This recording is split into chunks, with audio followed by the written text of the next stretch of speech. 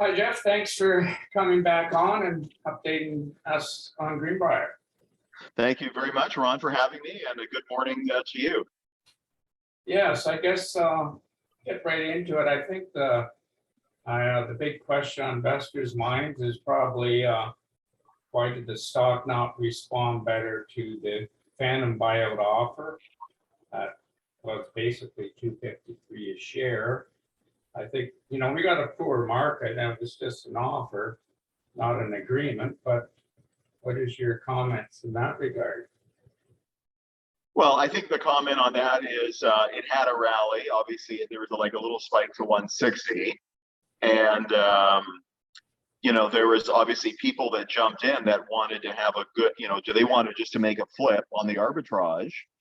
And I think the actual arbitrage players, the funds that will, take positions and hold for the sale, they don't know the deal. And when they don't know the deal and don't know the process, they're not gonna be buyers, kind of narrowing that delta between the bid price for the asset and the actual market price. And there was no declaration that we would dividend all the cash to the shareholders or whatever. We never made that statement. I think if it was an offer for the whole company, that would probably be a little bit different, but it was for the asset. And so therefore the money comes into the company's treasury, and then it's up to the company to decide what's going on. So I think from that perspective, the actual ARB funds were not there. But for the few investors that were there, you probably saw social media, you had guys buying positions, and then, when they paid like $1.57 or something like that, 155, I think the high was 160 after that news release, they were then complaining on social media they wanted to sell the position. So, and then when you announce that and you actually tell the public what your position is and what are the prices you want to sell at, which they did, then obviously the real buyers, who are, very extremely wealthy real estate guys that I know personally and who've been, in Greenbriar for a long time, they just sit back and take opportunity as to when these guys are going to sell. Now, obviously, it'd only go on for so long because we have other, people coming to the market to make offers and things like that. But I think, yeah. So to answer your question, this market wasn't an ARB market where, big funds were trying to narrow the gap. This was simply speculators that were jumping in, and they couldn't pay for what they bought, or they couldn't get that immediate, buy at 155, sell at $2, and so they ended up being a seller, and they advertised that. So I think the market has to mature to the news, and we do have a lot more news to put out, and we also have major investors that are sitting there who actually showed their face, believe it or not. I think last week we had a guy for 200,000 shares, putting his bid here and there in the market, trying to get a sense of trying to get a position.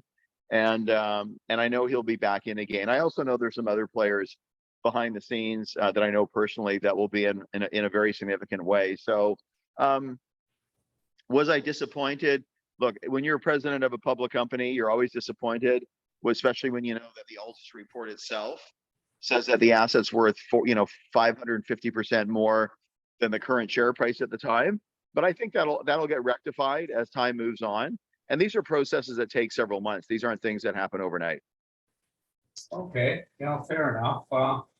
The other thing on my mind, I know the real estate market is softening, both Canada and the U.S. Do you think, is that having any effect on interest in Sage Ranch, do you think, or not really? No, not really. Not really. I mean, I probably would phrase that to say not at all. And the reason being is Sage Ranch has always been an entry-level subdivision. So in a place like California, where you have documented, 2.5 million, shortage of 2.5 million entry-level homes at the entry level, it's a whole different market. So markets that will get affected, in California, and we haven't seen like an exact price correction as of now. We've seen we've seen days added onto the market. We've seen sales numbers go down, but the immediate effect in this market will be, the homes in the 800, 900,000 $1 million range. That is the market of big national builders called Toll Brothers. That's a price range where, your mortgage payment's going to be $6,000, $7,000 a month. So when it goes up $800 or $1,000 and you're paying more for living expenses, I mean, that can take you over the edge. Obviously the high price stuff is, high price stuff. There's two markets in a bad real estate market that do not get affected: the stuff at the very bottom and the stuff at the very top. And we're dealing at the very bottom, but we're dealing at the very bottom in California. Now, Ron, let me finish. That's only one issue. That's only one reason why Sage Ranch is not affected. The other reason is we are in a USDA overlay. USDA, United States Department of Agriculture, has been a major lender for entry-level real estate for the past 50 years, and especially real estate that is in an area called an exurb. An exurb is defined as an area, the last urban population before you get to a farm area. So Tehachapi is an exurb. All the homes, there's like 750 homes, 730 homes that are sold every year in the Tehachapi Valley of 38,000 people. And many of those are USDA loans. What do you have to qualify? If you make, as a single person, 85,000 or less, or if you have up to 5 dependents, you can make up to $125,000. And that qualifies you for a USDA loan. And a USDA loan says no money down, 38-year amortization. Interest rate is subsidized to 1.9% per year for those 38 years. If you lose your job, the USDA will make your car payments, your mortgage payments, and your tax payments for 2 years. So that's the market that Greenbriar is in. Greenbriar is in a USDA market. So for that reason, and that reason alone, and the fact that there's a shortage of entry-level homes, we will not be affected by the current real estate market at all. Do I think this real estate market's going to go down 50%? No, I don't. And do I think the entry-level market demand is going to change in California? No, it's still going to be extremely high. And with the government now so proactive in providing subsidies, which it has in the case of USDA for the last 50 years, the US federal government is subsidizing Sage Ranch. So let me stop there and say that's just one program. There's 2 other programs with the USDA. Another program says to the developer, to Greenbriar, if you want to build the project, we'll provide you a 40-year loan at 1% interest. There's nobody in the world that does that. The third program, it's a little bit more work and we're working on it, is the USDA will provide up to 90% cash grant for you to build the project, including acquisition costs. And that's why that bidder is there. The bidder is there because it knows if it bought the project for $62 million, it can get the USDA to reimburse them for the entire cost and then have them pay for the construction. The caveat at that on the grant level is you got to build the homes, you got to rent them out, and you got to rent them out no higher than 85% of the current market rate. If you run the pro forma on that, it's a much more lucrative deal than if you were to build them and sell them on the USDA program based on the buyer getting a subsidized mortgage. So, and the USDA provides the renters as well. And they're either retirees, people from the military community, or people from the ag business. So Sage Ranch is on a whole different sphere. We're obviously very excited about it. And it kind of ties into the other topics that you'll bring up here in this conversation. Okay, yeah, those sound like some excellent programs there. You mentioned dividends on the buyout. I was just wondering what your thoughts or direction might be. Say you end up selling it for what equates to about $4 a share. What kind of dividend do you think you might spin out to shareholders, or have you put much thought into that yet? Well, we haven't given a final thought, but I think a fair thought would be give half to the shareholders and then half in the treasury to move forward with other projects. So I think that would be something, I think that would be reasonable. Special dividend half of the sale proceeds, and then the other half to build the company up. So make it a combination win-win for both long-term growth and for short-term profit.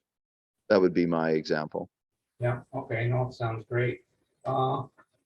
There's been an insider blackout on trading. Is that still on?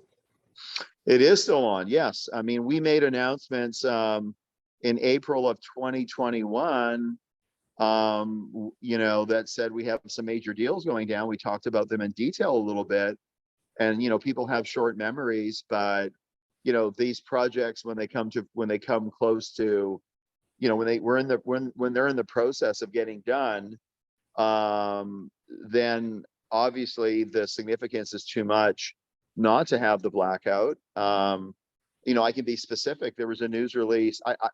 I'm not too sure the date in April, if it was the 15th or 21st of April, 2021. We talked about buying a regional franchise, real estate franchise that does like 165 million in commission income. It has 3,400 brokers. It's a dominant player in the Southern California real estate market. You know, and people had asked questions, I think back then, you know, quickly on social media. I mean, no, we're not going to dilute the stock, because you can easily do a note from the vendors that cover the acquisition costs, and the vendors can agree to, because they, you know, I'm not going to agree to any kind of dilution at these prices, that there's convertibility at $5 a share, and why not? So in other words, if the market is there at $5 and they do the conversion, then the liquidity is there to make them happy, and if it's not there, then they're happy to you know, to have the note against the income, so they're assured that, you know, we're not depriving them of cash flow for simply being a vehicle to take them public. But the main reason is they want a public vehicle to express themselves, because they've done an analysis, and I've been part of that process, and they value a public company at about $100,000 per licensed broker, and under their master license they have 3,400 brokers. So from their perspective, there's a $340 million valuation. But there's another big real estate company that has that valuation, so there's nothing that's really secretive about that. And they want their brokers to use Greenbriar as their retirement income, meaning that instead of just being a commission income earner, and when your commission income slows down, your stock value goes down, it's better to have them have an interest in the public company itself and have these real estate projects mature. And then another creative program that we're starting is, because we are extremely close to getting final SEC approval on our registration statement, and I can tell you that I've been keeping, you know, everybody up to date on that. Officially, we have to file with the SEC after 60 days after the filing, but there was only one comment. A letter came last week with only one comment, and that comment was for us to synthesize our website information with the information of the registration statement, because the SEC nowadays is really cracking down on all public disclosure. So they want the registration statement and the website to completely be in sync. So we went through our corporate presentation, and we had to change things. You can't call it an investor deck anymore, because it's construed to be it's construed to mean a solicitation. So you got to call it a corporate presentation, and then you got to remove all the dates. You can't make any promises to anybody. This is a complete, you got to present your company as a complete failure, because you can't take any liability with anybody in the US that you're making any promises. So we had to make that adjustment. It only took a couple days. We made that adjustment. We got the letter back, but we should be getting our final approval very shortly. And then with that final approval, that registration statement document acts as a basis, 95% basis, for what's called a Reg A. and we can do $75 million Reg A's where we can get hundreds of thousands of investors at $100 a piece, and they can buy into real estate limited partnerships. And Greenbriar has a 20% carried partnership. So that's no different than what Brookfield Asset Management does. It raises pools of money, and then the parent company, Brookfield, has a carried interest in all these different little pools. Of course, they do $2 or $3 or $4 billion pools, but we can do what's called $75 million Reg A pools. And the real estate regional franchise that we talked about explicitly in April of 2021, that is a major tool that they get because of Greenbriar. So, you know, there's big things going down, and I, you know, we still have the blackout for the right reason.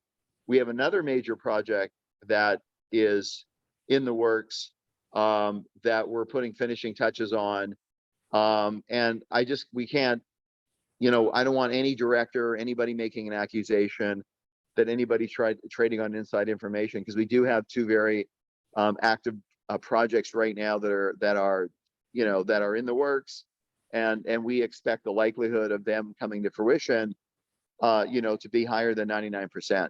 So can't say what they are. I've alluded to a public disclosure from April of 2021. That's as much as I can say.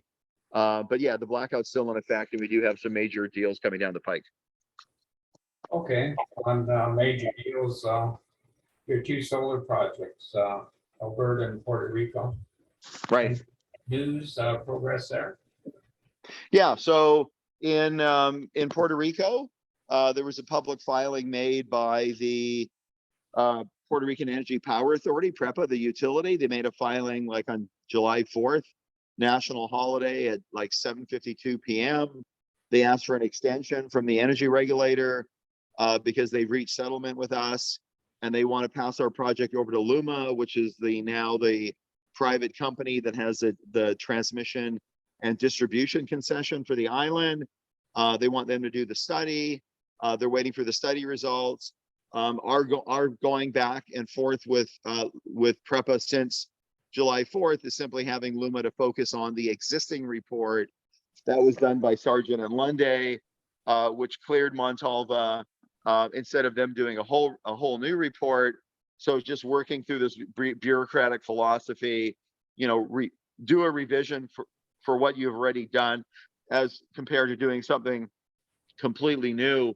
Once we get that past that hurdle, PREPA has no problem, based on their public disclosures, of passing the deal over to the Energy Bureau for final approval. And then with that, both the PREPA and the Energy Bureau go over to the Oversight Board and say, this is a project that was overlooked by mistake. This should have been with the two projects that were qualified. It meets all the criteria. The price is cheaper than the RFP prices that have come in. So from a public review standpoint, this is a better deal than the public auction. And then we go from there. So that it's in the bureaucratic process. In the meantime, I don't know if I put a news release out or not. Well, I did put a news release out because it was public disclosure, and that was the U.S. Senate is very close to signing a major legislation that increases the investment tax credit for solar, which was going to be 22% at the end of this year, on January 1st. They've increased it from 22% to 40%. If 40% of the project equipment, all the supplies, concrete, steel, transformers, switchgear, cabling, copper wire, if at least 40% of the material comes from the United States, they'll give you a 40% investment tax credit.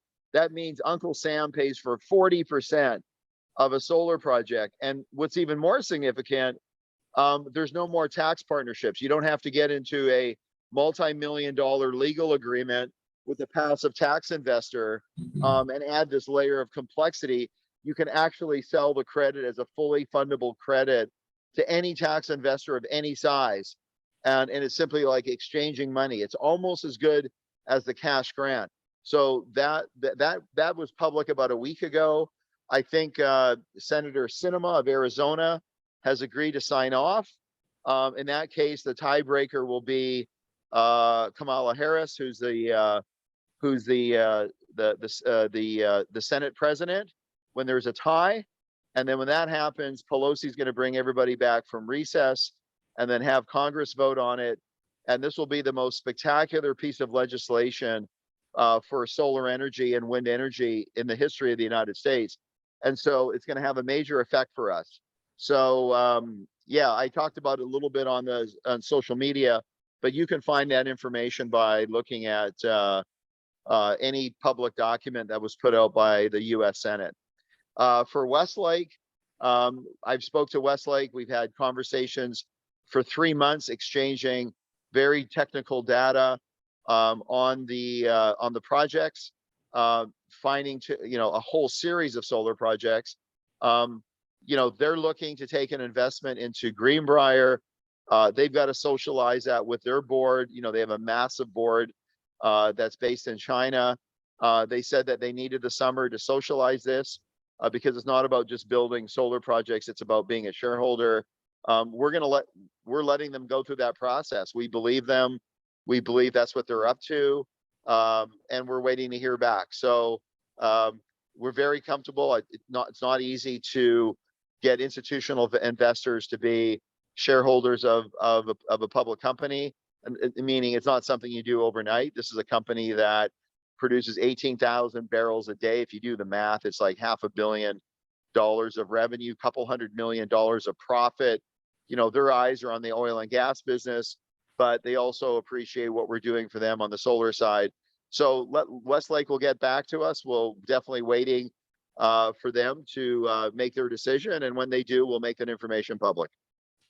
Okay, yeah, that tax credit will be huge as they get it passed. I assume you can easily qualify the 40% there in Puerto Rico. Oh yeah, very easily. Yeah. A couple people made some comments about solar panels coming from China. Solar panels are like 25 to 30% of the cost of a solar farm. Obviously, if you want to avoid the tariffs, you get the panels from Indonesia or Malaysia, but those are still considered out of country. But that's no more than 30%. So you got 70% that you can still get from the United States. And all you have to do is get 40% from the United States. So we'll easily qualify for getting the 40% ITC as opposed to the 30% ITC. So we're extremely, extremely impressed by this legislation. Whether you're Democrat or Republican, it doesn't matter. This is a huge, huge windfall for the wind and solar business, for sure. Okay, awesome. Just back to Sage Ranch for a minute.